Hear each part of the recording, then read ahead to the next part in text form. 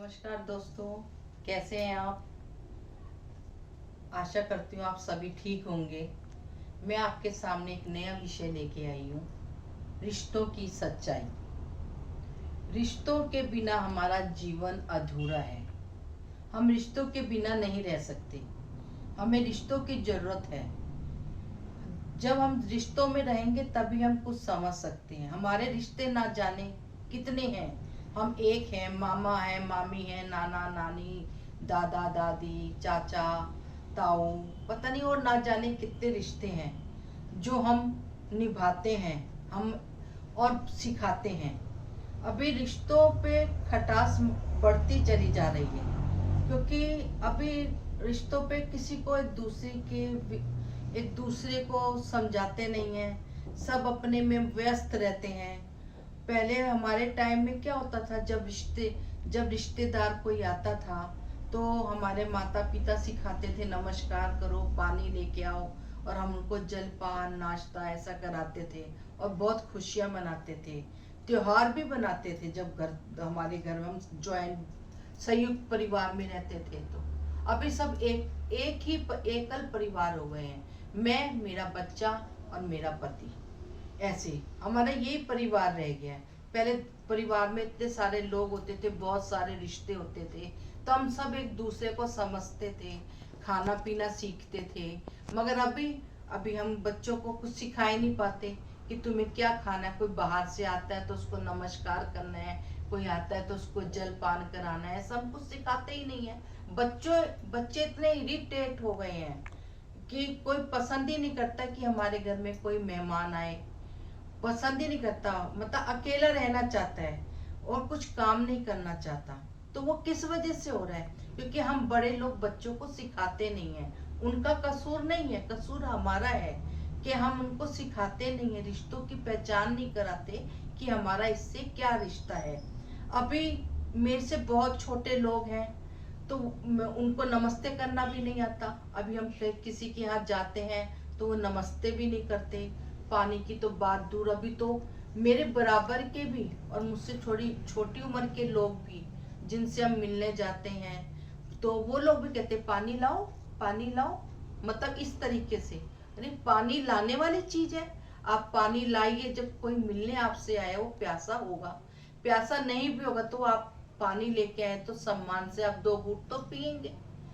तो आप वो भी नहीं सिखाते बच्चों को, क्योंकि हम अकेले रह रहे हैं। हमें सोचते हैं हमें रिश्तों की जरूरत नहीं है। नहीं, ऐसा नहीं है। जैसे जैसे हमारी उम्र बढ़ती है तब हमें समझ में आता है कि हमें रिश्ते चाहिए। अभी एक ही बच्चा होता है। अभी हमारे परिवार में भी एक ही बच्चा है किसी का, तो माँ बाप ने तब तो उसको बहुत अलग रखा, अपने हम सब लोगों से उसको दूर रखा। अभी वो परेशान हो रहे हैं क्योंकि वो 80 साल के हो गए हैं। तो अभी वो चाहते हैं कि वो हम लोगों के साथ जुड़ जाए। तो अभी हमें और उसको जुड़ने में आपसी समझ की बहुत जरूरत है, क्योंकि आजकल लोग आपसी समझ होनी भी जरूरत है। मैं और उसको भी समझना होगा कि हम कैसे एडजस्ट करें।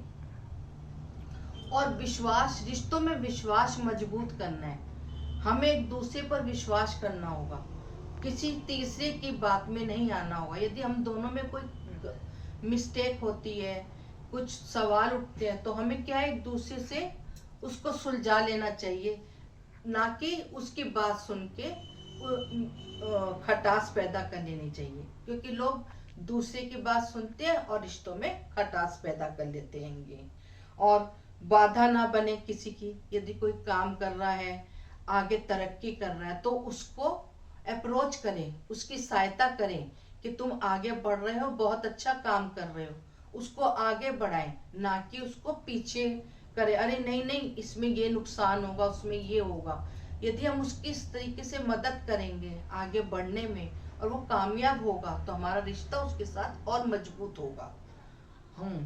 और समय व्यतीत करें। हमारे परिवार में इतने सारे लोग हैं, हम कभी कभी वीकेंड पे, सप्ताह के अंत में मिलने जाएं, कभी उनको बुलाएं।